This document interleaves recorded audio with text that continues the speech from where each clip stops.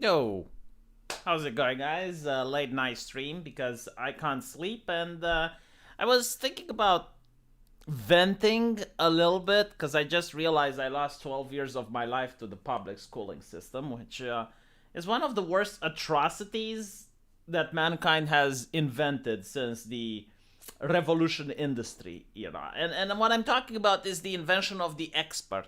Okay, so the expert is the only person capable of educating a child.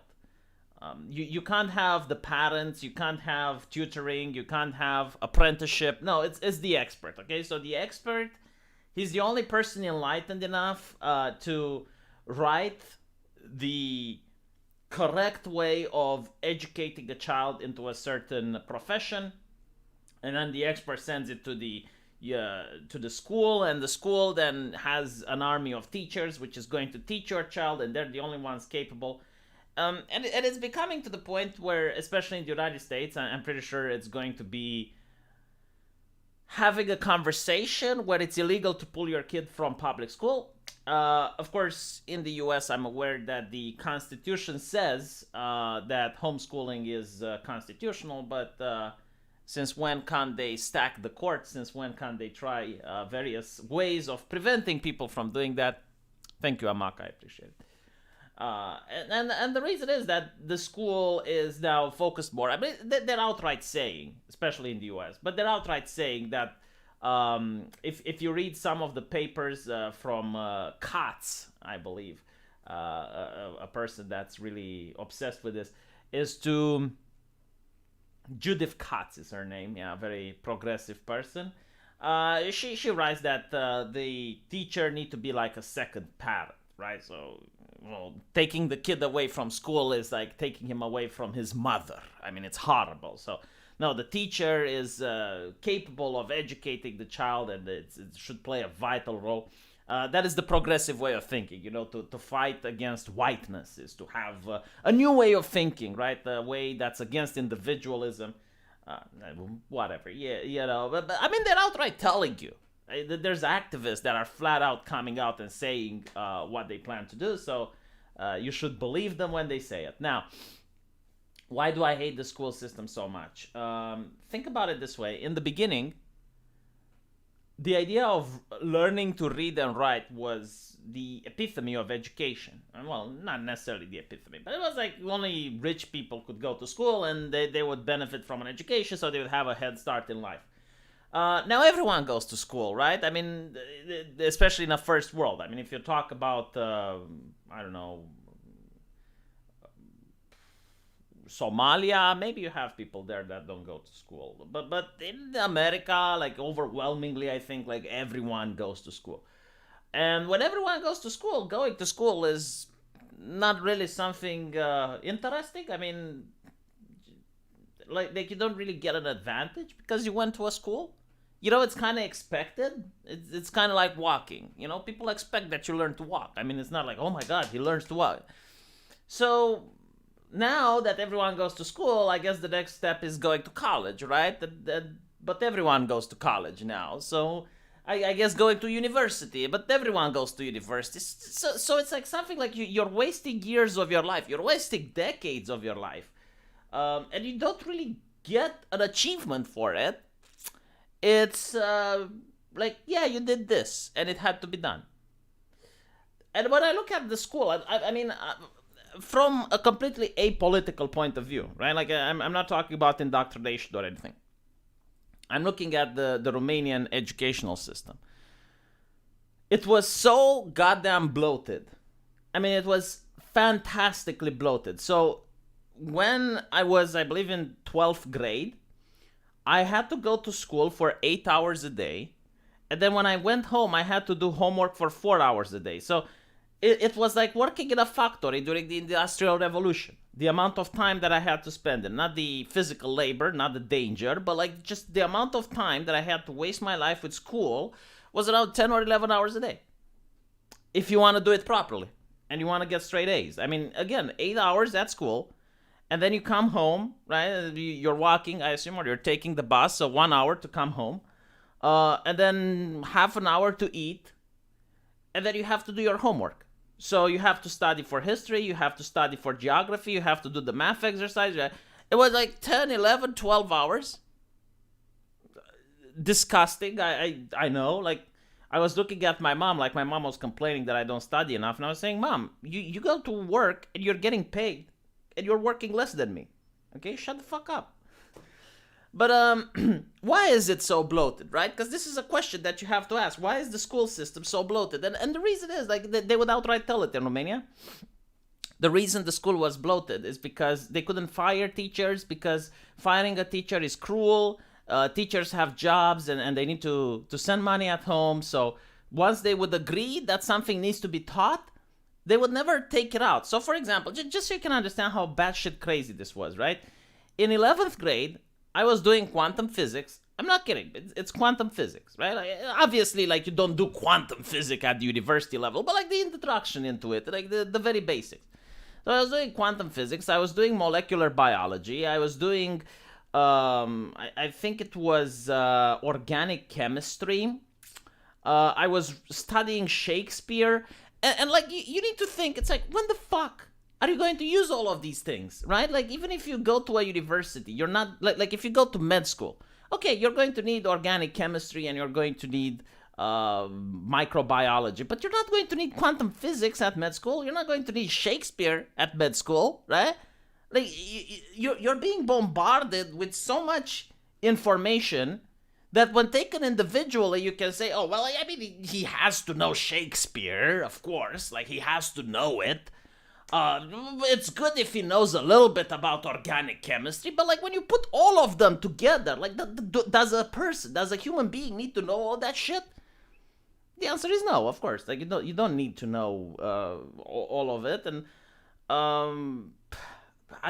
again, like, if you were to say, well, maybe quantum physics is a little bit too much, well, now you need to cut the wage of the physics teacher. You have to tell them that, oh, well, you're going to have some hours removed and you're cutting the wage, and that's just cruel and unusual.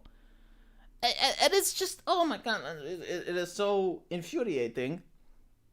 Being a kid is horrible, especially now that I understand that kids perceive time differently, which they do. So 8 hours for a kid is agonizing. I mean, it's horrible. Well, I'm not even going into the teachers' union thing. And the second thing, right? Like, it's kind of like a prison, if you're thinking about it. Like, you're stuck with other inmates. The prison, especially in Romania right now, has bars at the doors to keep people from skipping school. Has video cameras everywhere. You need to ask permission to go take a piss at the bathroom. It's horrible, right? So you're stuck in that school with people that probably hate you, hate your guts. Some people even get physical. It is like a prison system. I guess it's a little bit easier because people go home, right? So they kind of vent out. But I mean, when I went to school, it was all about respect, right? Like, if you disrespected another kid, he could beat your ass and stuff like that. If someone disrespected you, it was expected that you beat their ass, because otherwise the other kids would see you as weak and they would start bullying you. Like, it was a important thing not to be viewed as weak. I don't know how it was like for the girls, but there was a lot of bullying when it came with the girls, although girls bullied themselves more on the moral aspect. Like, it was the not physical bullying. It was more like a woman would walk on the hallway and the other girls were like, look at the shoes that she is wearing. Oh, she's so out of fashion. Horrible. You know, like that type of thing, like gossip and whatnot. Have you heard about the book, The Case Against Education? It argues that school is a waste. Well, let me put it this way. All right, you finish school. Do you know how to do your taxes? No. Do you know how to start a business? No. Do you know how to make a resume? No.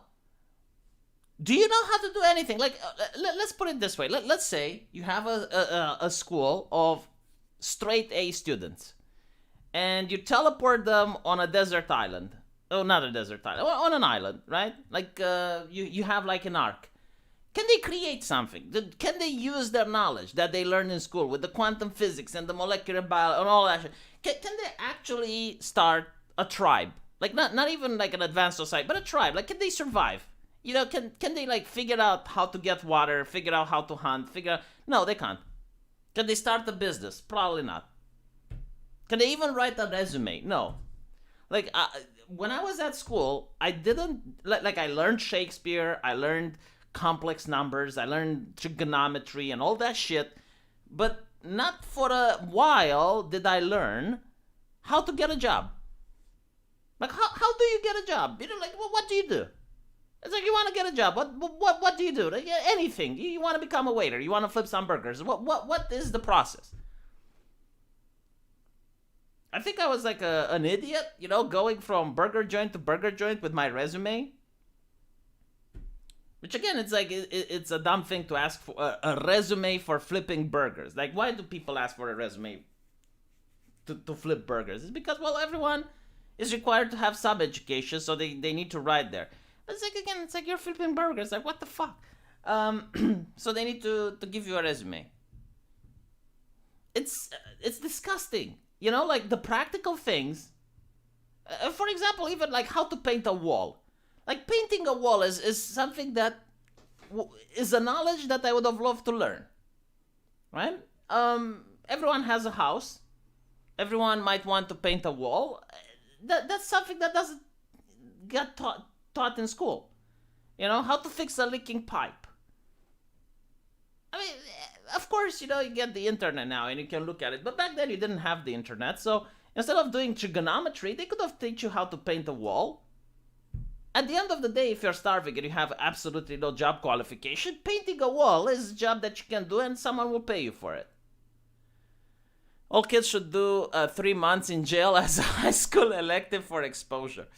To be honest, like in jail, at least it would have been an upgrade because you can just do nothing. You can just do nothing. In school, you have to do exercises and math and stuff. And by the way, don't even get me started with physical education. Like physical education is cruel and unjust punishment. Because when you are a teenager and you're not fully developed, like you're still growing, the difference between some teenagers is staggering. I mean, you can have a person that's a late bloomer and hasn't gone through puberty yet. And he is fragile, he's still a child. But another colleague of his, which is literally the same age, is almost like a young adult. Because he went through puberty and now he's like well developed. Put those two people to play soccer, and when the young adult is going to kick the football at full high-speed velocity towards the mouth of the young child, dude, like seriously. I despise physical education, and it wasn't that I was a late bloomer. Like, other kids had it worse than me. But like, the very principle, like, even I felt bad when I was injuring one of my colleagues, and I didn't even want to injure them. Like, that was the thing that annoyed me. Like, you kick the ball too hard. And the guy, who's sitting there as the goalkeeper tries to defend your ball, and he gets hurt, and you're like, oh shit, look what I did. And that was physical education. I don't even know how Americans play dodgeball and other things. Like, Jesus fucking Christ. Or American football. Fuck me. I mean, that's a contact sport, right? No wonder they have, like, the armor padding and shit. But it's, like, again, like, putting... Even if it's the same age, right? Like two young adults, the same age, like two 16-year-olds. Or two 14-year-olds, right? And like one of them is going through puberty a lot faster than another, and he's much more developed. Like, he's twice as tall, twice as thick, twice as muscly, twice as bulky. And he has to kick a ball at that other person. Like, what the fuck?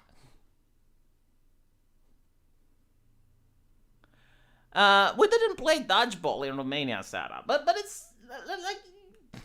Again, like, I felt bad when I was injuring someone, and again, I didn't want to. It's just like kicking a ball. And you have to kick it as hard as you can. So, like, boom. And then the person is, like, down. It's like, man, I'm like, what the fuck did I do? I didn't want to do that. We didn't have padding for dodgeball, and the padding is sort of no in school. No, I was thinking, like, American football. Like, it's a contact sport, right? Like, that's the point. You have to tackle the other guy. Like, okay, but like if the guy is twice my size or I'm twice his size, like, And not to mention, like, if you're definitely playing to win, you're going to take into account that. It's like, hey, look, on the enemy team, there's that little wimpy guy over there. That's the weak link. Like, tackle him and then throw me the ball. Oh yeah, Romania has ducks and hunters, but no, we didn't play that. What we played at school was soccer, so there was a lot of soccer going on. The girls play volleyball, so obviously the girls did not get to feel the pain. Um, Tennis, sometimes, like people did play tennis sometimes. It seems like everyone learned a hell of a lot that game. Which one? Dodgeball or soccer? I don't know. Yeah, so we had like tennis and we had soccer. Basketball was something that people played. Um, but overwhelmingly, I mean, like, no, like people would get hurt a lot during physical education, and it was obviously to get hurt. It's like having a sport where men and women can play together. It's pretty much the same when you have kids around puberty playing sports, especially contact sports. But whatever, what will a school do if majority of students don't want to play competitively? They do want to play competitively though, right? Because you're a teenager, especially if you're a guy, you got a lot of hormones, you got a lot to prove, you want to impress the ladies, so of course you're going to play competitively. And many times the conversation did come up. It's like, okay, but the other team has that wimpy guy over there, hit them with the ball. Especially at soccer, the idea was like, if the other team had the wimpy kid, just kick the ball at him as hard as you can. It's not against the rules. The teacher was okay with it. So, yeah. I don't know if it was the same in America, but that's how it was like here. Um, and it was painful to be that kid. Again, I wasn't that kid. I was in the middle. I mean, there were kids a lot more buff than I was, but I wasn't that weak that I would get the balls being kicked at me. However, I mean, especially kids, they can be very cruel, and it wasn't fair. Um, Kind of remembering now that some schools didn't allow sports. Yeah, like sports in school is something that I am totally against. I mean, you already have 8 hours of going to school, 4 more hours of doing homework at home. I think it's enough. I think some things are definitely extra and they should be removed. Sports is one of them. I mean, if you're a kid, you already play in the park, you already want to go outside, you already want to play. An extra hour of sports or physical education in school is completely a waste of time.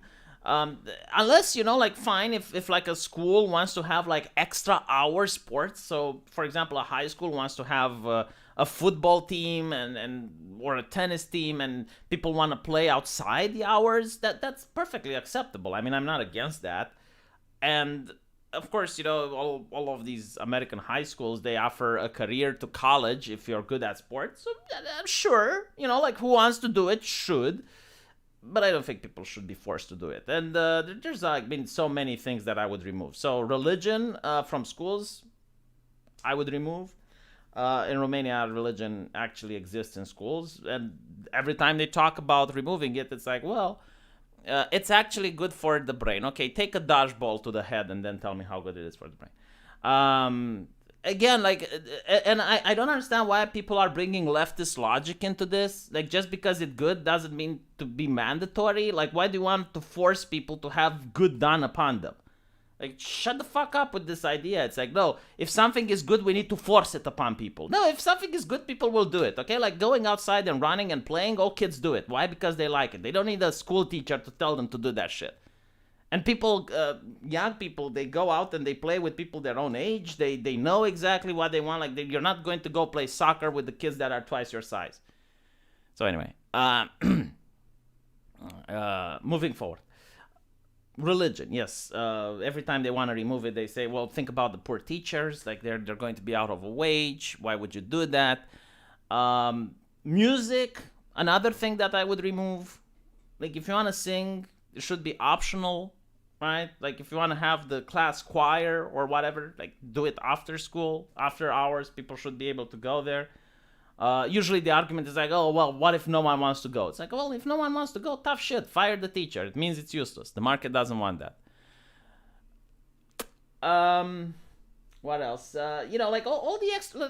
So too many hours. Like I don't think people need to do quantum physics. That's an extra. Like all the hours would have things cut from them.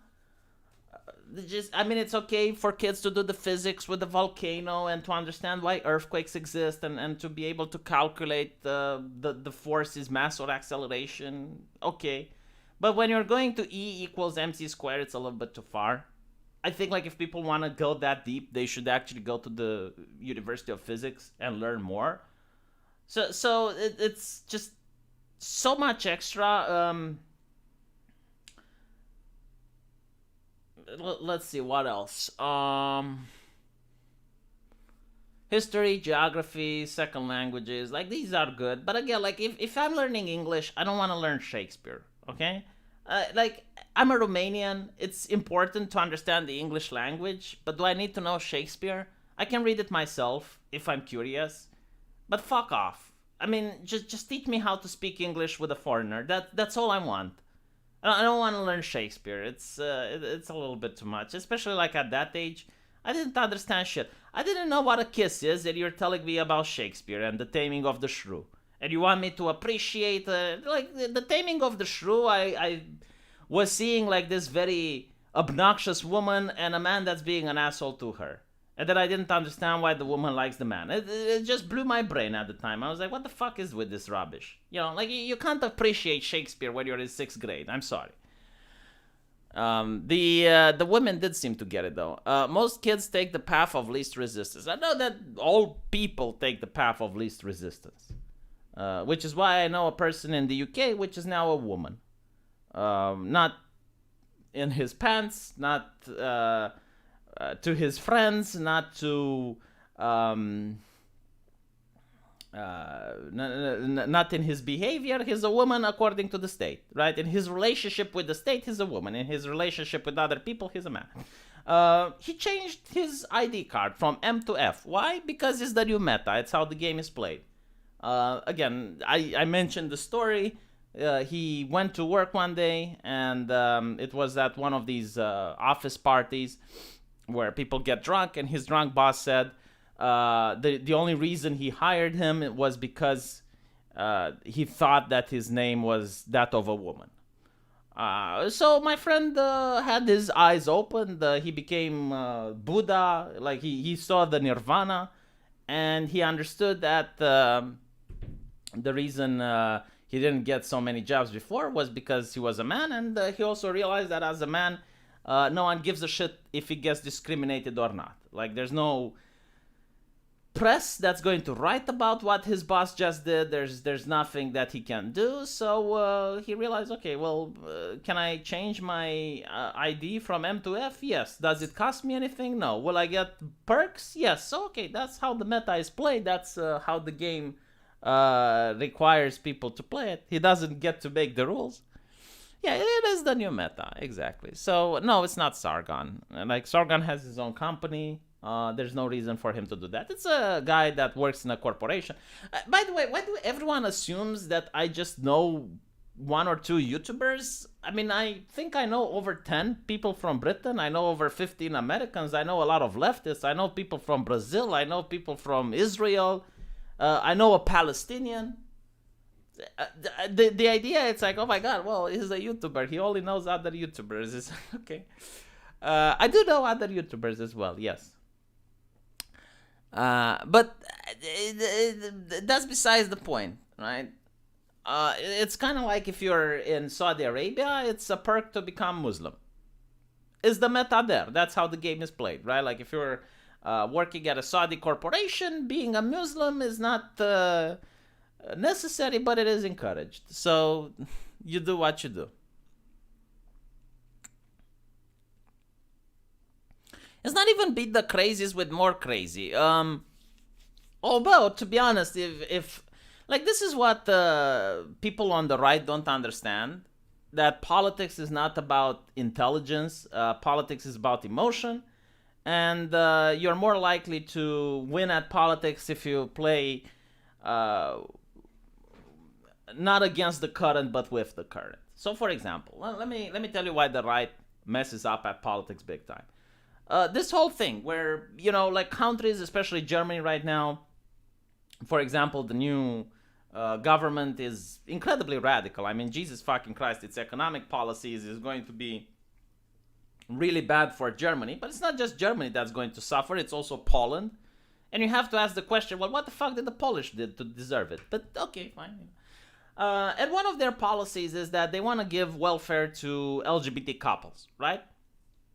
So if you like to fuck an ass, you get more money from the government. So it takes money from other people and gives it to you just because of your ass connoisseurism. And within this group is also the transgenders. Right? I don't know why they're being lobbed here, but they are. So if you're part of the LGBT community, you get welfare, according to the government, right? Promoting I guess the progressive family. On the other hand, they say that they also want to pass legislation to allow people to identify whatever they want without any sort of psychological checkup. So if you go right now, if this passes, you would go to the German government, right, to the city hall, and you will say, I identify as a woman. And they would be forced to be like, okay, give us, here's an ID for a woman. That's it, right? So legally speaking, like legally, you don't have to change anything. Like you don't have to change your behavior. You don't have to get a sex operation. You don't have to go to a psychologist. Like just you go and you say, I want to be a woman, and they allow you to be a woman. So if every single man would do this, right? Like what do you lose? Like no, seriously, what do you lose? Like the law allows you. It's legal, right? If every man would do this, then the welfare for the progressive family would be yours. Like you actually get qualified to get free shit.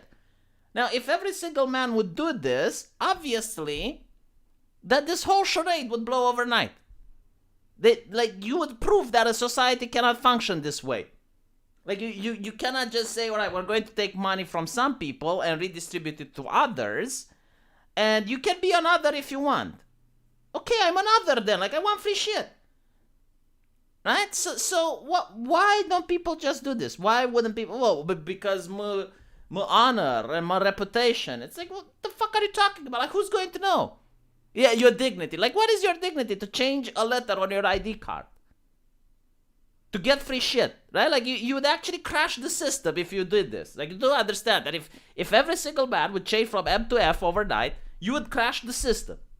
Like, it wouldn't be functioning because, and it's not like you're breaking the law. It's not like you're doing anything illegal. Like they created a system that cannot function. So I don't understand. Here's another one. The right almost never gets offended. Like I read from some writer for the video game for the board game Pathfinder. Was a tear-jerking reaction. Like my cock dripped a tear when I saw how he read a letter of complaint, an anonymous letter of complaint about how the slavery within the Pathfinder universe causes mental trauma to that person, right? So immediately the writer said, all right, we're going to remove all slavery from our game. If the right would complain as often, if the right would send emails every time they get offended, there would be a mountain of emails. That artist would never get to that tear-jerking letter. He would never get to the letter that dripped a tear from my cock. If there was like a mountain of letters every single day, people would complain non-stop, just non-stop complain, demoralize these people. But the right doesn't do that. The right plays nice. So, well, you know, if the right doesn't get offended, then, well, if you're not offended, don't complain. You don't even need like many people doing this. Like if you were to just have like 100 people sending one email a week, nonstop, every time they get offended, like for real, like legitimately offended, like don't fake offense. When you see something offensive, boom, you write an email of complaint. Like they would never be able to get to the leftist email. Like and if when they get to the leftist emails, They would like be so fed up with complaints that they wouldn't even take them seriously. It's like, oh God, another complaint. I'm not even reading it. Go see a doctor, V. Sounds like an STD. What, like your penis doesn't drip ever? Like, dude, you should go to a doctor. You're the one that sounds like you're having a problem. Maybe some blockage or something.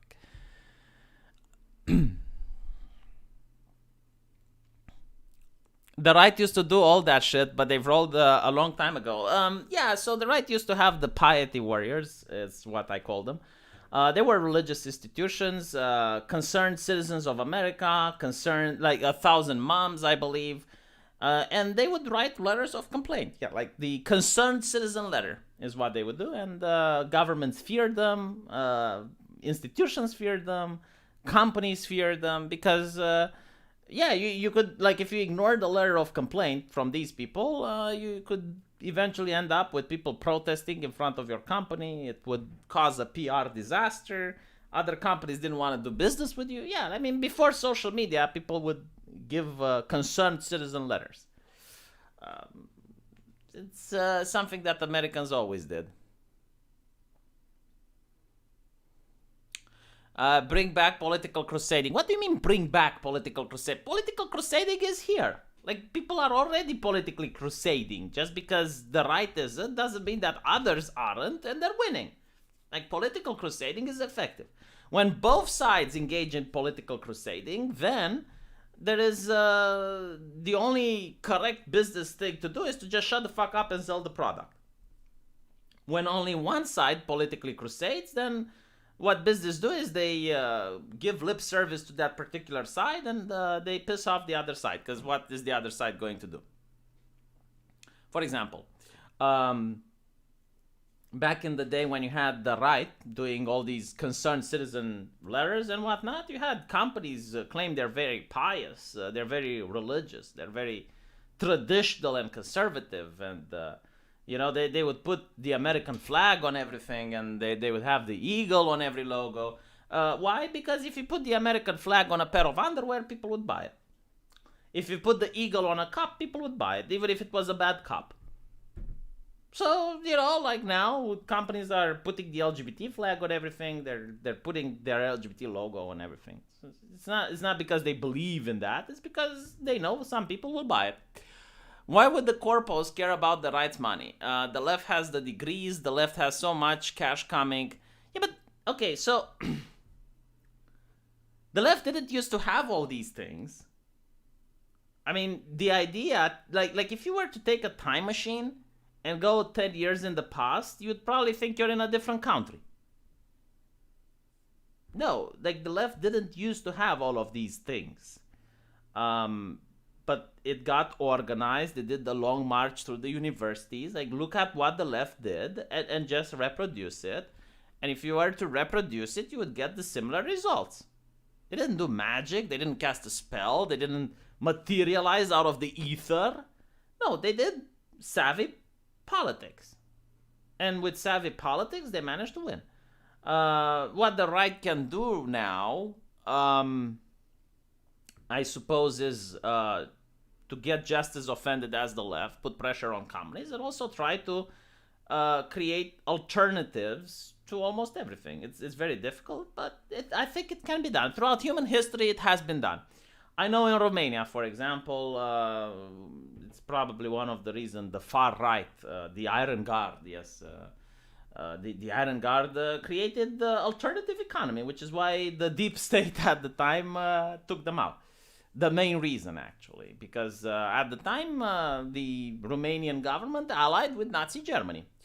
It didn't do so because of ideological reasons. It did so because of geographical reasons. We were between Russia, which took Bessarabia from us, and Hungary, which took Transylvania from us. So we had to pick a side. The Russians were neutral, and Germany was open to invitations. So... But even then, the government went after the Romanian homebred far right, if you want, because they created an alternative economy. Like they were actually just a state within a state at the time. So they were building stuff voluntarily, like they had volunteers that were building hospitals and restaurants. They like you would have restaurants operated by those individuals taking money and donating them to their cause. So it was a clusterfuck, and the deep state didn't like that. So they took their leaders to prison, and on the way to prison, they stopped the train and garroted them. But it's more interesting when you read the history from the university. Like the university, they teach you a couple of things you don't learn in school. Like if you read the history in school, which by the way brings us back to the topic, the type of history that you learn in school. Why did the Nazis gain power? Because Hitler was very charismatic. So if you just have a time machine, you take out Hitler and you stop World War II. That is pretty much like the level of thinking that you get to learn in school. I mean, no, seriously, like if you take a high schooler from anywhere you want and you ask him, it's like, okay, why did the Nazis come to power? Like, what are the conjecture? Like, what are the historical events which allow the National Socialist Workers' Party to gain control in Germany? First of all, they would probably ask you, what is the National Socialist Arbeit Party? Like, what the fuck is that? Secondly, I don't even think they know. Like, it would probably be like, hate speech or something like that. You know, because the Weimar Republic didn't police hate speech. Because Google didn't censor. I don't know. But they probably don't even know about the Great Inflation, about the Depression. They probably have no idea. At best, you might get something like because Germany lost World War One. Yeah, that might be like the best explanation. But if you go into details and like, okay, let's look at the economic things in Weimar, like what are they probably don't know. They would probably think that Germany was the only anti-Semitic country. Like if you look at what the Polish did, especially during that time, it's also very interesting. They probably don't know that. They probably don't know that a lot of Jewish people tried to escape to Soviet Russia, but Russia put them on a train and sent them back to Germany because they wanted to maintain good relationships with Hitler. They probably don't know about these things. I mean, it's black and white, which is quite dangerous because history can repeat itself, and I would rather if it didn't. But yeah, it is what it is. If you have a time machine and you use it to kill Hitler, you ensure the victory of the Axis. I rather propose that time travelers are hipsters, survived the multiple assassination attempts. Yeah, I mean, you may risk having someone else come to power that's a better military strategist or makes different decisions. It is really interesting when sci-fi has this idea of like, you shouldn't change the past because you can make the future worse. Is authoritarian a German character trait? I think it is, right? So unironically, I have many Romanians who went to Germany, right? And this is how the people there think. I mean, the German as a people, they think differently. Most Germans think like this. What's good for me is good for everyone else. What is good for everyone else needs to be forced by the state upon everyone else. Because other people are dumb. I am smart. People are dumb. So people who don't know what's good for them need to be forced with the stick. That is the German mindset. It's a lot more proeminent in Western Germany for some reason. Eastern Germans, not so much. But even there, like Eastern Germans, they definitely believe that the state is the ultimate solution for everything. And what's good for them is good for everyone else. Right? So there is no talk, no negotiation. It's just state enforced. And that's pretty much it. Which, by the way, like, is not necessarily a bad thing. I want to stress this out. You know, like, this is something else that I thought when I started my channel. I don't think there is a correct and a wrong answer when it comes to liberty versus authoritarianism. It's, you know, some people like being under the boot. Life can be easy under the boot. You do what you're told, right? Like, think about it this way. Like, some people don't want to be a leader, right? And the reason people don't want to be a leader is because they don't want to assume responsibility, or they're not equipped with leadership capabilities, that they don't think they're going to succeed at leading others. So what these people do is like, no, they want to be under the boot because life is more easy. And I mean, it's a way of living, granted. I personally can't suffer it. I don't like being under the boot. But it is what it is. Now, take into account that Germany was surrounded by enemies. How many empires surrounded Germany, right? Throughout history. So they didn't have access to the sea. And I guess like this level of authoritarianism where you have a culture that's more militant and more military like, it's like the order comes down from the top and you just execute the order, you don't think about it, helped them survive as a people throughout history. So this culture, this mindset is something that's ingrained. I mean, I think like Eastern Germany has it differently because the Russians weren't very gentle with the German people, especially not with the women. And that trauma probably managed to manifest itself decades later. But yeah. It is very different than how people in the United States and people in Britain think. That's for sure.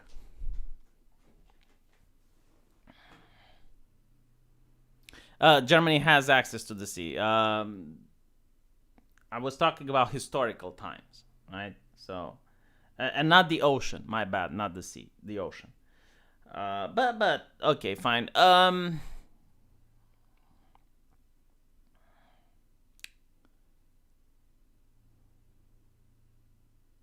It's hard to say, sad but true. I'm kind of dumb, and so are you.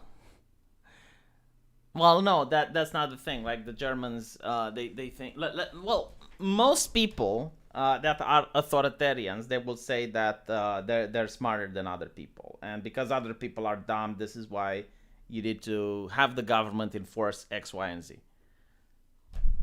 Because dumb people are a danger to society. Usually, the authoritarian will say something like, "We need an IQ test to allow people to vote." And the reason they say this is because they're very certain that they will pass the IQ test, right? Like no person who says we need an IQ test to allow people to vote are going to think that they're going to fail the IQ test or that their parents are going to fail or anything like that, right? Like they're 100% sure that they are smart enough to qualify and that the standard for the IQ test is definitely going to be somewhere under them. But like if we have an IQ test to vote, I mean, why not put it at 130 IQ? The only thing is that just because a person has high IQ doesn't mean that a person is empathetic or wants the good of others. I mean, you can be a smart person and just want the good for yourself. I mean, people like Klaus Schwab, for example, I don't think they're dumb. I think they have a high IQ. They're very aware of what they're doing, but the whole thing with this idea that doesn't mean that the people with high IQ have social responsibility. I mean, I know people that are not very smart. They can barely articulate words, and they have a lot of social responsibility. Like if I was in any danger and I would call one of these people, they would be at my door within 5 minutes, right? I would rather trust those people more than I would trust someone that's from the academia. Voting should require an age. So every single political party wants voting to be catered so that their side constantly wins, right? You will have the left right now in Germany. Actually, the new German government wants to lower the age to 16. In Romania, you will never lower the age of voting to 16 because then you would have like the most far-right extremist parties winning election. If any politician, if any left-wing politician wants to lower the voting age in Romania to 16, I would personally go out and campaign for them. I would personally start donating money to their cause, unironically. Like you would never have any leftist government for quite a few decades in Romania if you lower the age of voting to 16. But yeah, I mean, you do have like a lot of policies. I mean, I know because I having a big channel, I do know people who are into politics, and I know that certain leftist governments were perfectly fine with the coup, because the elderly would go on the other side and change their votes. all jokes aside, no, there are people in the government, bureaucrats especially, who think very pragmatically. Like they think it's like, okay, if for example, they will think in Romania a lot of people are going to the UK and they're going to Spain and Italy in order to work abroad, right? And those people can vote from there, and they know that those people are going to vote left. So they're like, okay, well, we should, like you have leftist governments who are like, we shouldn't improve living conditions in Romania because if we do that, people will stay here and then they're more likely to vote right. But if the conditions are shit, then they're going to go to the European Union, they're going to be progressive, and they're going to vote for us. So like you have these people making these calculations. I mean, it's expected.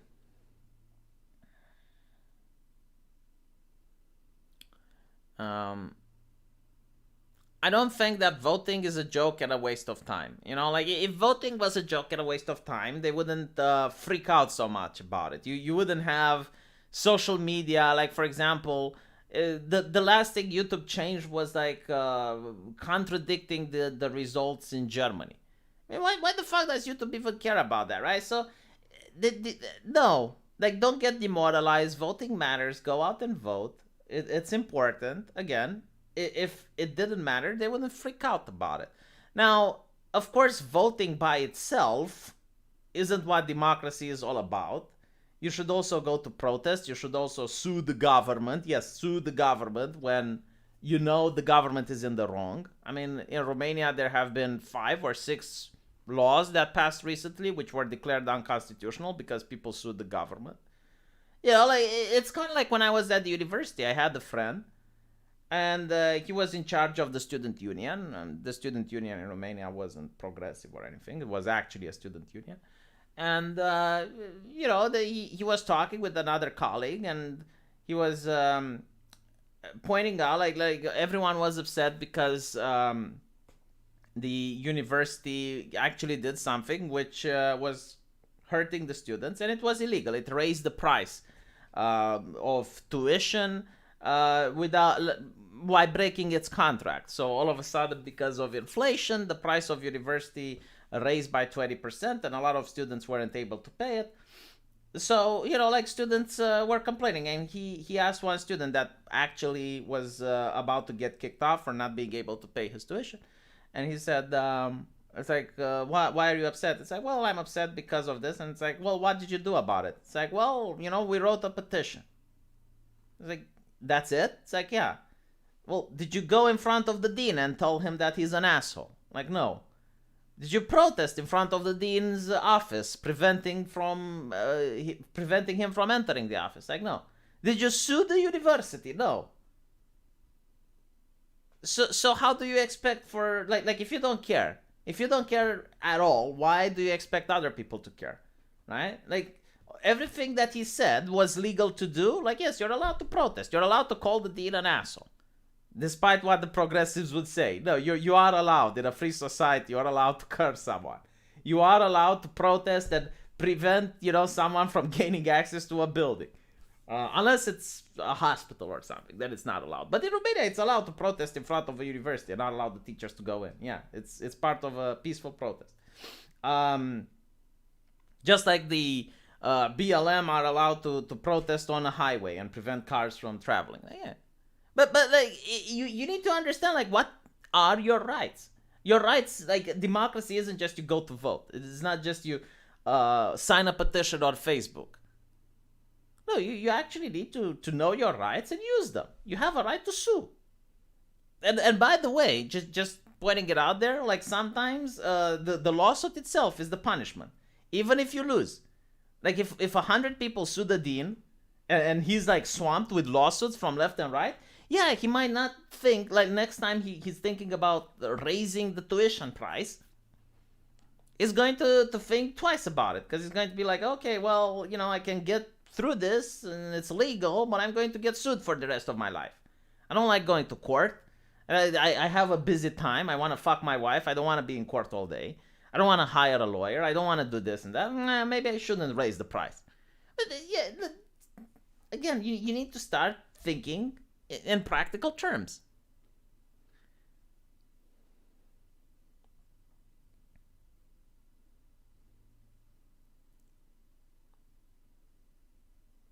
So yeah, like people say, I'm skeptical on voting. Yeah, if you just vote and then you do nothing, yeah, I mean, like, no, you need to do activism. You need to get involved. Not a lot of people get involved. Um, but it is what it is. I mean, the left understands this, to be honest. The progressive understand it. How much is it that they understand it versus how much people are paid to do activism? Because that's another thing. Like, I don't know if the right pays for activists. Like, paying for activists is important, right? If you have a protest and you pay 100 people to protest, it causes a snowball effect. Like, you have 100 people protesting there, and people ask, like, what do you protest? Oh, I protest this and that. Okay, and then more people join. And you get like larger and larger numbers. It's the snowball effect, right? So rent a mob, it's actually called. I think you can even find it on Craigslist. There are people who are rent a mob. Like they have a couple of friends and you rent them and they will chant whatever the fuck you want them to chant. Frivolous lawsuit? Oh, that's such a litigious word right there. You have to prove that it's frivolous. It's one thing for it to be, and it's another thing for it to prove it. How do you prove it's a frivolous lawsuit? No, it's not. Like, I'm being asked to pay more for tuition. It's not in the contract. I feel that my rights are infringed, so I'm suing. Like, what is the frivolous? Oh, because you're a moron and you talk about it, it's like, I sued the university as a punitive act. Yeah, okay, then it's a frivolous lawsuit. But if you shut the fuck up, like your lawyer tells you, and you just sue the university, then it's not a frivolous lawsuit. Fucking hell. Frivolous lawsuit. What the fuck is that?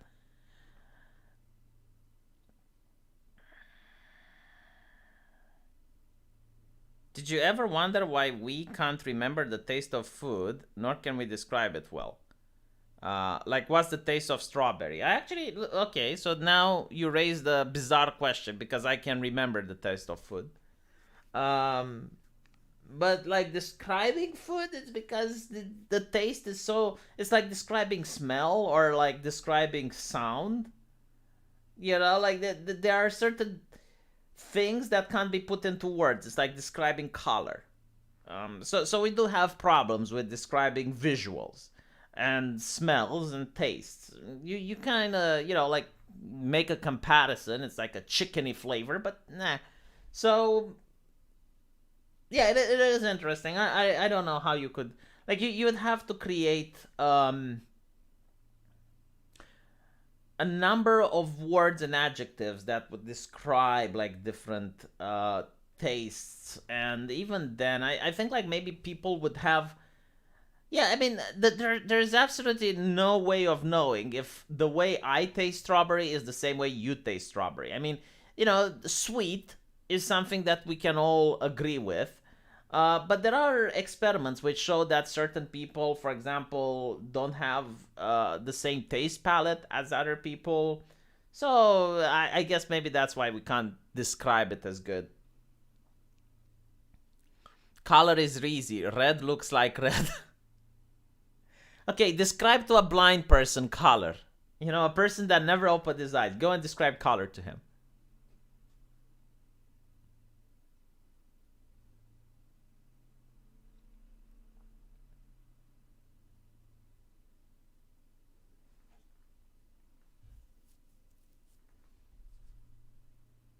Describe the smell of the morgue. Yeah, exactly.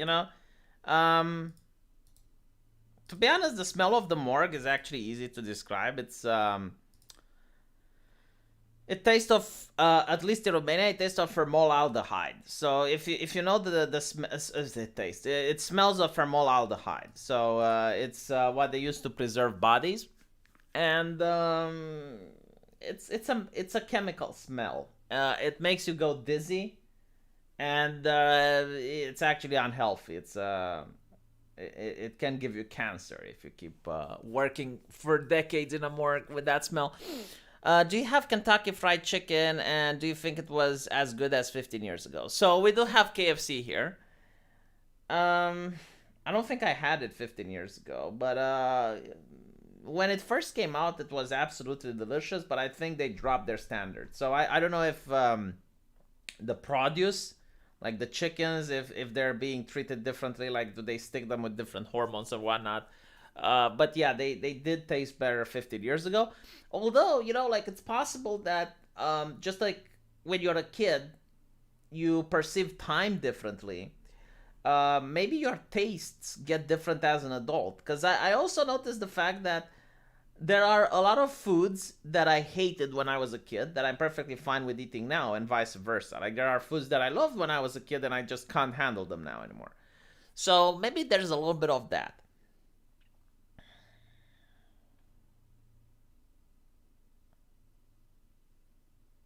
Everyone knows how it smells when you go to the old person home. Yeah. Be right back. Give me a second.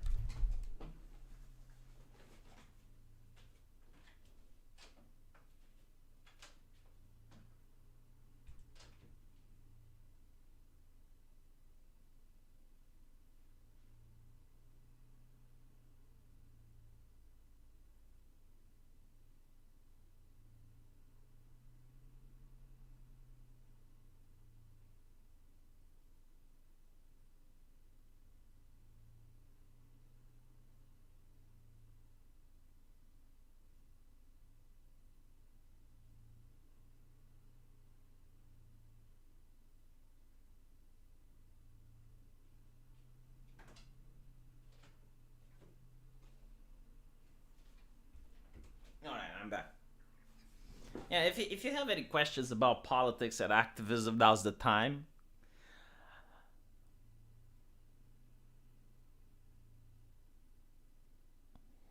Tell them about the pervert hot dog. So there was this place, this restaurant, and I remember like my ex girlfriend was really annoyed by this. Like she was really hungry, and I bought her the pervert. The pervert was like this massive hot dog the size of your arm. So the entire length, like from your little finger all the way to your shoulder, the actual the size of your hand. Yeah.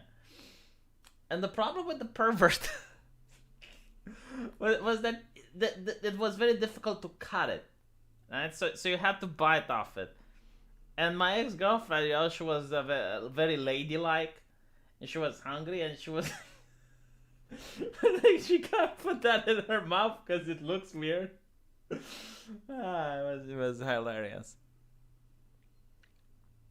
When is the next D&D game? None of the people who play D&D in the previous time have any more time for D&D. I mean, think about it that I have 2 videos on my main channel, 2 videos on my secondary channel, 1 live stream. I did 2 live streams today.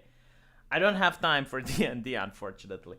Believe it or not, D&D takes preparing, but it's also the fact that I got the mortgage on my house, and there's a bad inflation coming, so I just want to pay my mortgage as fast as humanly possible. Like I'm throwing money at the bank. I'm literally just take my money, just take it all. Leave me alone, leave me alone.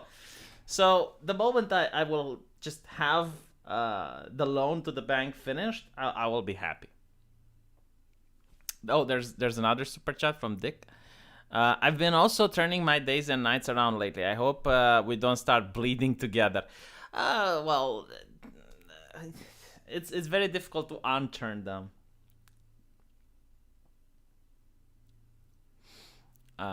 D&D and work, yes.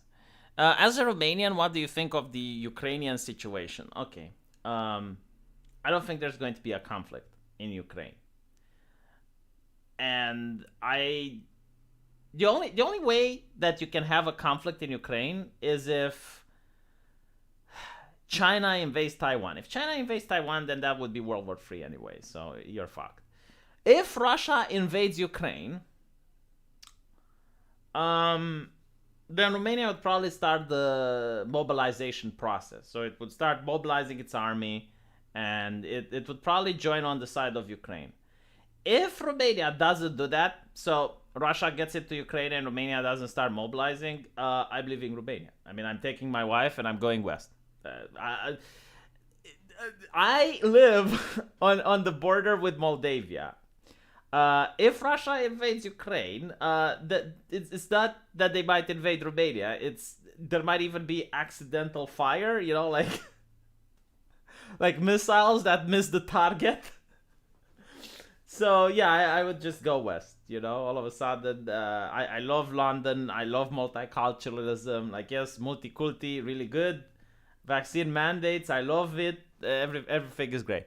So if Romania mobilizes, well, I guess I'm going to war. You know, I need to show up for the draft. The way it works in Romania, every person under 35 years has to mobilize, right? So I would be placed under arms and I would go to serve my country. If it doesn't mobilize, I'm fucking away. It's like, why the fuck would I even stay? Like, why aren't you mobilized? What the fuck is wrong with you? I did not hear of Coach Red Pill's meltdown. I did hear that Destiny was talking about CRP, and I was like, what? Why the fuck is Destiny milking content? Like, what? Why would you talk about it? Like, what happened? Tell me in the chat. No penalty for early payment. No. And I don't care about penalties. It's just I did hear the rumors that if you pay early, you can't get another loan. I don't give a shit. I probably never will want another loan from a bank ever again. The only reason that I made a loan from the bank this time, and by the way, like all the bankers were looking at me as if I'm some sort of savage. Like, what do you mean you never had credit? Like, I never needed credit. I always saved money in order to buy something. So when I needed a TV, I saved money. The thing was, like, I noticed that bad things are coming. Like, I knew since I watched in China, you know, and the first news came out with COVID, and everyone was like, oh, it's a conspiracy theory, only a conspiracy. Like, you're xenophobic. If you talk about or you take this seriously, you're xenophobic. Yeah, I was xenophobic, and I decided to make a loan from the bank because I realized, all right, if this shit comes here, prices will go up. And I was like, if I buy it now with credit, I might save some money. In the meantime, I bought a house for 100,000. Now it's 150. I think I did a good investment. So it is what it is, you know. I do think the bank is salivating though. Like they just want to take this because again, loan 100,000. Now the price is 150. I expect the price will go even higher, and it is what it is. I mean, it's what can you say?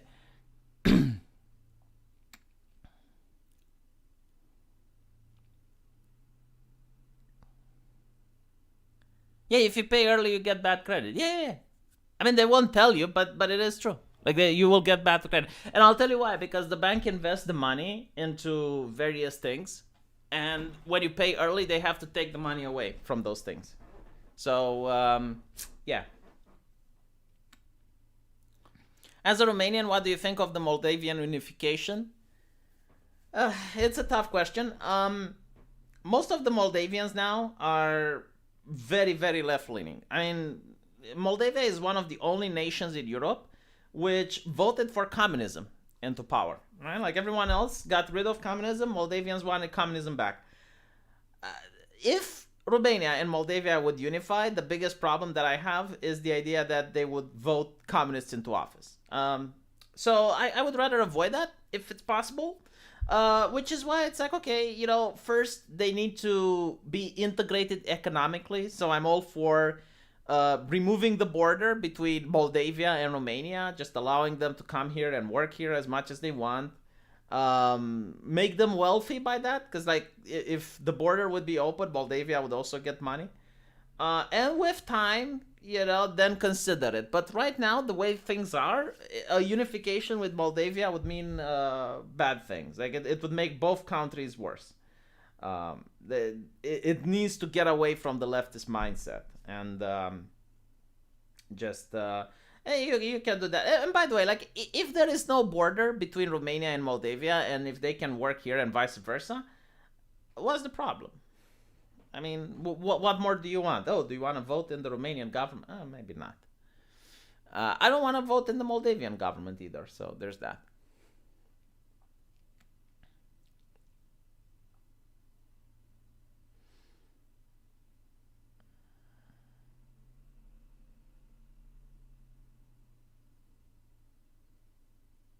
Yes, I don't like communism, yeah.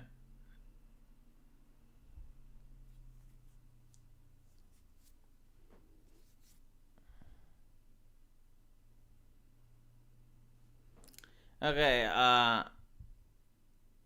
Killjoy is glowing in the dark a little bit too much for me, so I'm sorry, Killjoy, but I need to give you a little bit of a timeout. Doing controlled opposition here, you know, little bit too glowy for me. It's Killjoy is bioluminescent when he sends those types of messages. What do you think Hitler would do in the modern world? You know, like if you have a person that you take into the modern world, he would have different lived experiences, so he would definitely choose another career path. Like you need to think about it. The person that you are today is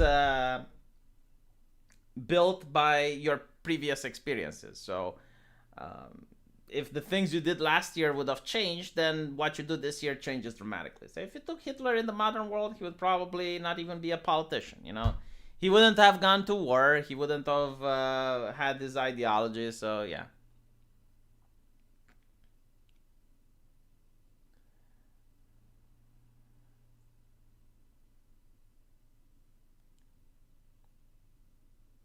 Hitler in the modern world would transition to go into art school.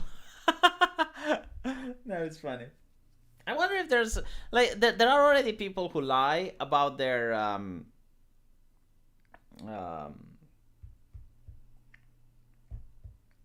their race in order to go into university. Like apparently, like 20% of white people lie. There was a study which showed. So I'm curious if people would also just transition to get into a diversity position. Vote for the Eastern European Union. Also, how tall are you in American? Hitler would probably be in the alphabet army. So no, I think he might be with AOC. I don't know. I mean, it's not that he was an authoritarian, right? And he used to study socialism. Um, it's probably like a revolutionary ideology, I suppose. Like he would definitely be authoritarian, either far right or far left. Vote for Eastern European Union. There's actually the V4, the Vision Guard Alliance. How tall I am in American? I will have to check. Centimeters to feet, I guess. So I'm 180 centimeters. Well, 179. 5'9". That's how tall I am in American.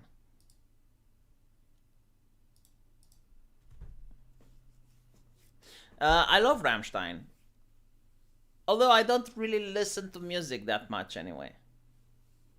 But yeah, Rammstein is great. I love how upset people are with his latest video where he shows the German Empire as a black woman and people are confused by that. It's like, well, yeah, but it's diversity. You wanted diversity. Oh yeah, but not like that. Don't make Germany a black woman when it's imperialistic.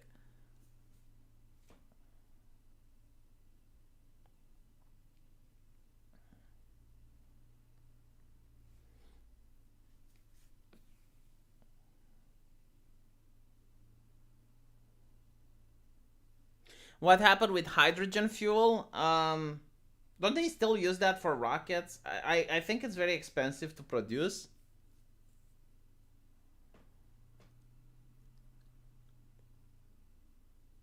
I don't think I'm that tall. I mean, there's people taller than me.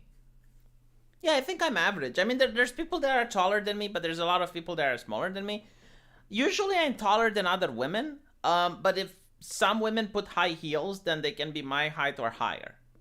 So I'm not in a bad position. I'm definitely happy with my height. I never had problems where I'm like, oh, I wish I was taller.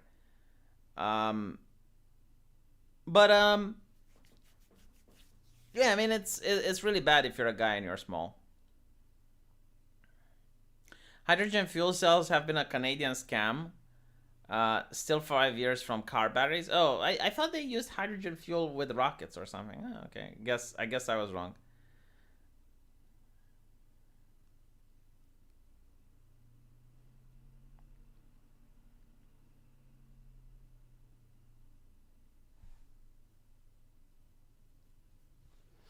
Taller than other women. Yeah, I mean, there are other men that I knew at university that had women taller than them. and it's very difficult to go to a date. I did find a woman that was taller than me. I mean, they do exist; they're very rare, and it's kind of a shame because we were getting it off pretty well. We actually liked each other when it came to personality wise, but after I went on a date with her, and she was a head taller than me, this woman was huge, by the way. It felt really weird. I mean, it felt very bizarre. It's like I'm walking with mommy on the street and I'm a kid again. So that didn't work. And yeah, we broke up. But I guess like if you're a person with a giantess fetish and you're a man, well, you're probably not going to get that fetish fixed. Is living in Romania good right now? So right now it is good, but the price of heating is becoming really high, and it's going to be very difficult to live in Romania from now on. But then again, it's probably going to be difficult to live almost anywhere around the world. But take into account in Romania, temperatures can go down all the way to -20. So it's not really that cold compared to Nordic countries, but it is pretty fucking cold if you're used to living in Sweden, or sorry, if you're used to living in Spain, or if you're used to living in London. And you need to think how you're going to heat your house. So there's that. So about wearing masks, I think legally you're supposed to wear them only indoors. Um, Most people in my town, so let's be honest, okay, like Romania has two parts. It has the rural area, it has the city area. In the rural area, the pandemic is over. I mean, no one is following any guidelines. People do whatever they want. In the cities, in my town, people aren't wearing that many masks. You still see people on the street wearing them, but they're very rare. And they only wear them in shopping malls, and they use them as chin diapers. Like they wear them because they're afraid of not getting a fine. But it's not even like we're worried about not getting a fine. It's more like they're worried about the security guard not hackling them. But even the security guards in some malls are overly annoyed with hackling people. Like they're bored, you know. Like if you get a security guard telling you something, it's very rare. And I know in some places that the owner of the malls are telling the security guards to leave the customers alone. The only thing that you have in Romania is that. Oh, and by the way, this is just in my town. Like there are certain towns, like the capital and like a progressive city like Cluj, where the people are actually like following the guidelines and everything. But then you also have, I guess, you need to show a green pass if you go to shopping centers or to pay your taxes. Surprisingly, like a government building. And in order to do that, you either need to be vaccinated or you need to do a PCR test.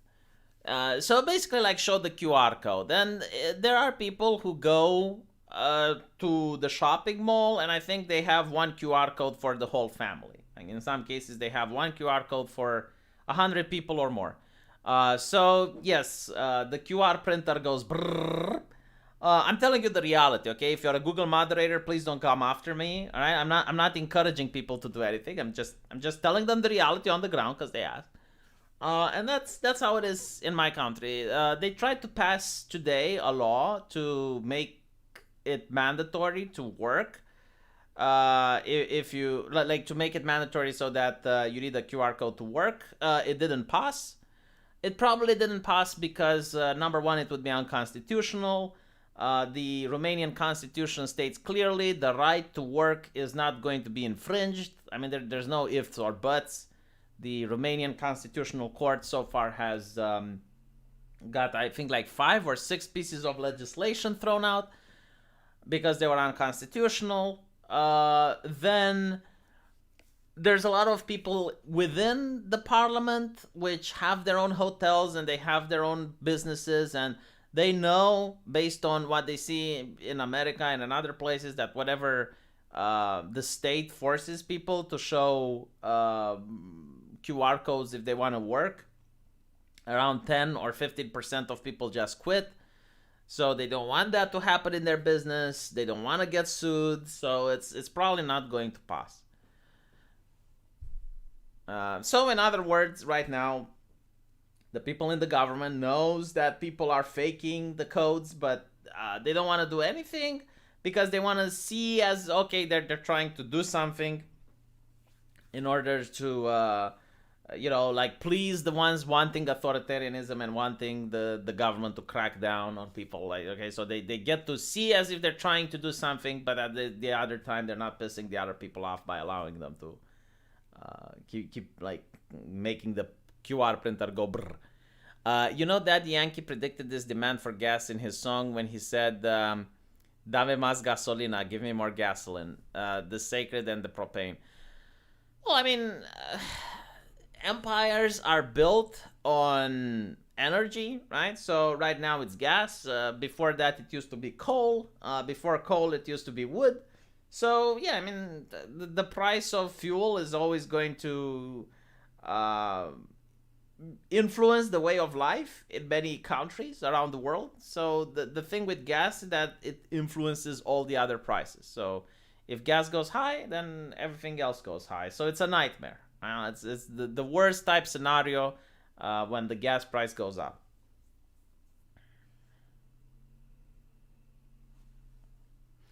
Why please people who want to be slaves, give them what they want, stamp down on their wishes and demands? Yeah. Because the people in power want to get elected again, right? So if you are a party which represents the corporate entities, you represent the corporate left, then you need to give them what they want, right? So you do activism for them. This is something you're going to learn in politics. It's not the politician making the policies, it's the people that vote them. So for example, Trump isn't the one that creates Trumpism, right? Like, if it's not Trump, then it's going to be someone else. Like that's what people need to understand. It's like if you remove AOC, you're not doing anything. Like someone else will replace AOC. Like just by removing AOC from politics doesn't mean that another right-winger will take her place. No, like the people are the ones voting and electing, right? So the right does this as well. It's like, okay, well, if it's when Bernie Sanders passes away, you're going to get someone else. And I know you're still going to get a socialist, right? Because that's what Bernie Sanders is. That's what he represents, and that's what the people want. Look at Merkel in Germany. Like people were like, oh, when Merkel steps down, good things will happen. No, like Merkel stepped down, and it's a more leftist person. The CEO of Twitter, Jack Dorsey, steps down, and now you have a leftist on steroids. So yeah, I mean, sure, you can get change. Right? You can get a person that's more to the left, or maybe like Trump steps down, and then you have like DeSantis, which can be more right wing than Trump. Who knows? But it is what it is. I mean, you're not going to get like the opposite of the political spectrum just because the person stepped down.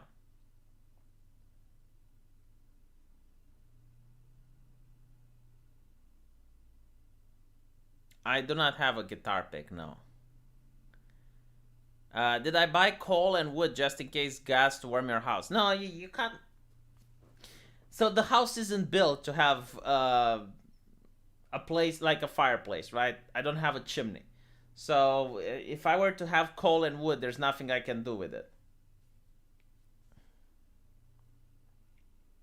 I do regret not having a house with a chimney right now. Yes, because I do think like the price is going to go so high that it would actually be worth it to have coal and wood.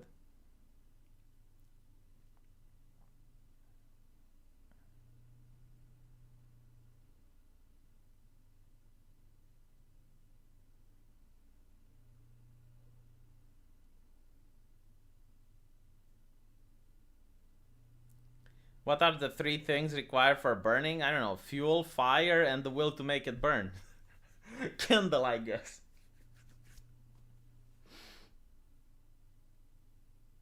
Oh, the three things required for things to burn. There's actually the most popular Romanian song right now.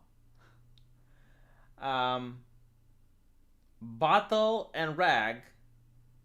No, bottle, rag, and the match. That that is the most popular Romanian song since 2020. Bottle, rag, and the match. Is Islamification is an invasion? What? Wouldn't turning off the gas win the war? No force can operate without gas. As a thought experiment. Okay, so the thing with like the Islamification, the refugee crisis and whatnot, man. If you think about it, like 5 years ago, with the rhetoric in the press, you would think that everyone is going to have their own refugee in their own homes, and there's going to just be like the entire Middle East coming over. Now you have Emmanuel Macron talking things that would get me banned if I were to talk about them 5 years ago. And he is helicoptering entire mosques. Unironically, like he's putting the imams in a plane and flying them over back to the Middle East. You probably don't see this in the press, but the French authorities, especially the secret services, are hard at work, like finding out radical Islamic elements, and he is deporting them back into the Middle East.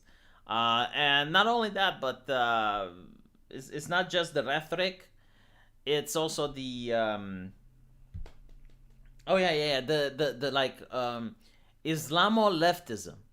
I mean, the very thought that he's talking about, Islamo-leftism is ruining the republic, and we're going to look at universities to see who's promoting Islamo-leftism. It's like, what the fucking fuck? Yeah, like, but I'm just saying that just because the powers that be are really hysterical and they have a goal, and you look like, okay, this is the agenda and they're going to do the agenda, don't be so sure. Take into account the what was it, the craze after the Twin Towers went down, right? I mean, they wanted to have like your biometric data, and they would scan you when you wanted to take a flight, and all of that. And like, sure, some of the things still remain. I mean, there are still some completely irrational rules when you want to go flying, but overwhelmingly it's not as bad as people thought it would be, and it's definitely not as bad as it was then. um and it's the same with a lot of moral panics. I'm pretty sure with the pandemic it's going to be the same. Like, some things will stay. I don't think, like what Fauci said, it's like, I don't ever think masks are going to go away on a plane. Yeah, I think they're going to go away, Fauci. Just calm the fuck down. I don't think 10 years from now we're going to see masks on a plane. I am willing to eat a mask if that is the case. If 10 years from now people still have masks on a plane, and I'm not talking about voluntarily, all right? Like, voluntarily, even 5 years ago, if you wanted, you could have one. But I'm talking like mandatory. I don't think that's going to be the case.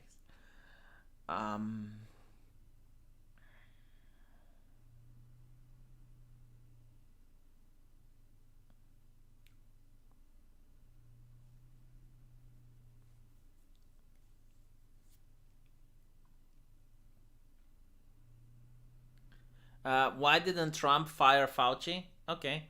Um, I think because they agreed with each other. I mean, it's not they agreed with each other. They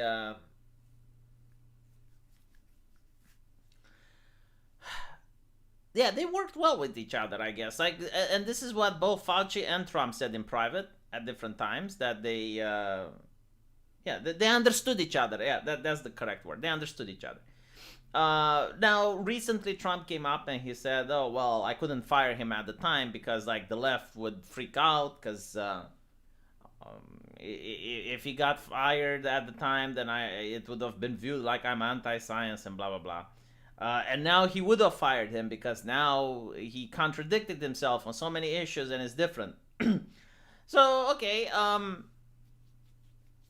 the political will wasn't there. I mean, it was election period, right? And it was just the start of the pandemic. And if the man didn't contradict himself up until that point, it would have been a bad political move to do it. But not only that, like, Fauci has been in his position of for I think decades. I mean, the guy is ancient, right? Like he's been in the same position for quite a while. Um, but unlike in Romania, so in Romania, like the equivalent of Fauci is Mr. Arafat. Mr. Arafat actually has decrees, right? Like he has legislative power. So when Mr. Arafat says something, in order for you to avoid his decree, you have to sue the state, which some people did and they won. Fauci doesn't have any legal power. I mean, Fauci just talks, and if you don't like it, you can tell him to fuck off, which is what DeSantis did. So at the end of the day, it's like, okay, you change Fauci, and what makes you think that the new person is going to be any different? What makes you think that the new person is even going to have the time to control that institution? I mean, it would probably take a year to learn how to control an institution of that size. And you don't have the guarantee that the new person is any different or even better. And again, like Fauci is just, a talking head. I mean, he doesn't have any legislative power.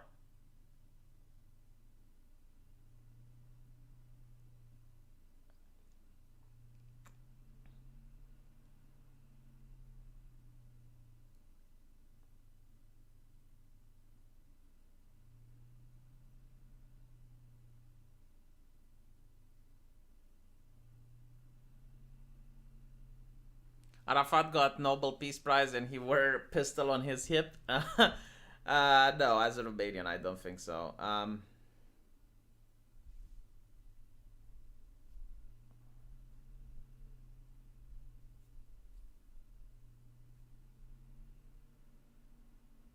Fauci has power. Like, what makes you think if Fauci gets fired, right? He wouldn't still be able to go to CNN as an analyst, and people would still not listen to him just because of the name, like the brand. Why do you think like he needs to be in power to have power at this point?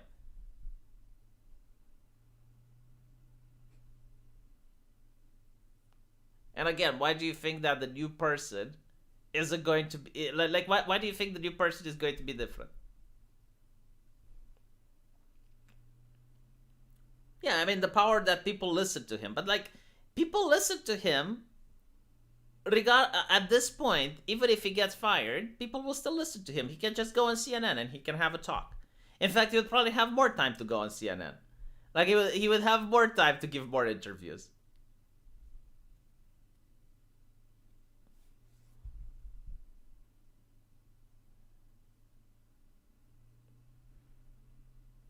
And by the way, I'm not for or against firing him. I don't give a fuck. Is what I want to say. But I don't think anything would change if he gets fired. Unless it's like a vindictive thing. It's like, oh yes, well he lied to the people and now he's not on the taxpayer money, which is something that I can understand. But like you don't change anything, right? Like it's not going to change the situation on the ground. It's not um, it's, like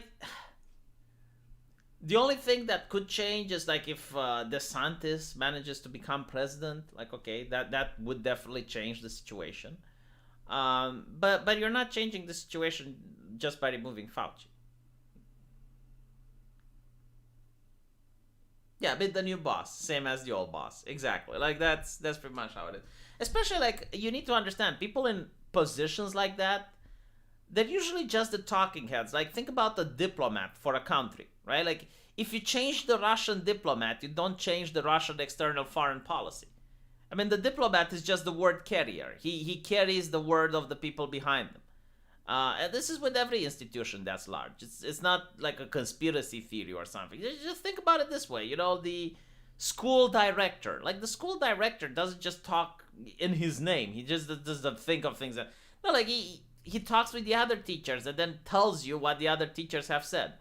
It's kind of like a diplomat. I think is the best example. Yes. So you have like, I mean, every now and then you can have a diplomat that's crazy, and this has happened in human history, right? Like a diplomat declared war. There are a few examples of this.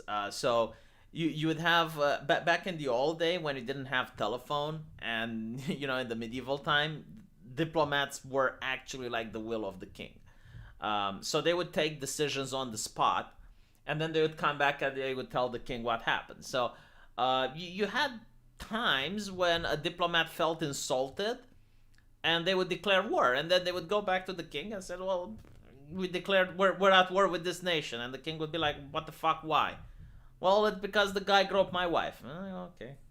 But it did happen. But that's very, very rare. Like, usually a diplomat or a CEO or even a president, right? They carry the will of the people behind them. So, for example, a president in America has to take into account what his party thinks. Like, you're not going to see a Republican president go against the Republican Party. I don't think it ever happened. Or a Democrat president go against the Democratic Party.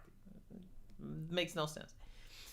Just popping up for a minute and then pissing off. Hope you and your family have a nice Christmas. Keep up the great work. Love from the prison colony. Why, thank you, Stephen. How are things in Australia, though? Like, every time I hear news from Australia, it just gets progressively worse. I mean, that is very progressive of them if you think about it.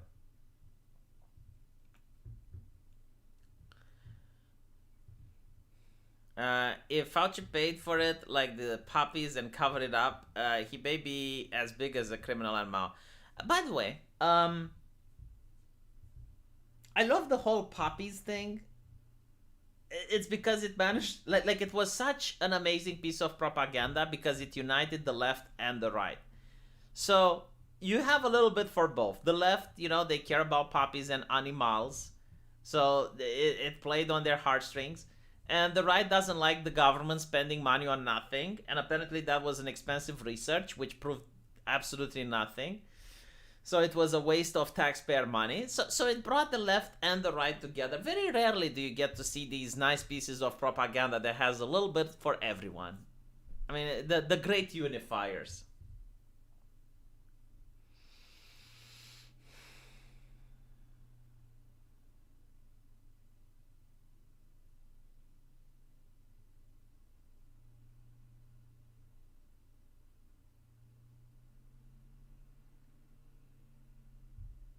Australia is progressing nicely, yes.